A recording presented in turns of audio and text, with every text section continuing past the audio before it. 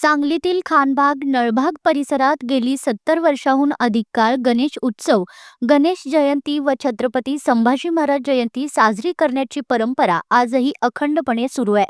नवहिंद प्रतिष्ठानाच्या वतीने गेल्या 15 वर्षांपासून गणेश जयंतीनिमित्त महाप्रसादाचे आयोजन करण्यात येत असून हा उपक्रम परिसरातील सर्व हिंदू मुस्लिम बांधवांच्या संयुक्त सहभागातून साजरा केला जातोय.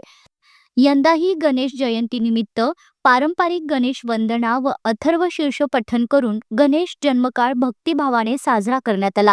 त्यानंतर भक्तिमय वातावरणात गणपतीची महाआरती संपन्न झाली. महाआरतीनंतर भाविकांसाठी महाप्रसादाचे आयोजन करण्यात आले होते. खानबाग व निळभाग परिसरातील विविध सार्वजनिक गणेश मंडळाची गणेश जयंती साजरी करण्याची जुनी परंपरा असून ही परंपरा आजही तितक्या श्रद्धेने व उत्साहाने जपली जाते.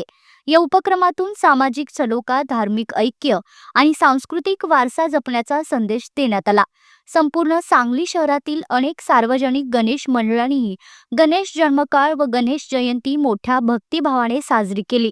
पारंपरिक धार्मिक विधी, महाआरती व महाप्रसादाच्या माध्यमातून शहरात सर्वत्र भक्तिमय वातावरण निर्माण झाले असून माघी गणेश उत्सवाने सामाजिक एकोपा आणि सांस्कृतिक परंपरेचे सुंदर दर्शन घडले. नवहिंद प्रतिष्ठान गेली 70 वर्षाहून अधिक काळ नळभाग येथे गणेशोत्सवाचं, गणेश जयंतीचं आणि संभाजी महाराज जयंतीचं कार्यक्रम करते.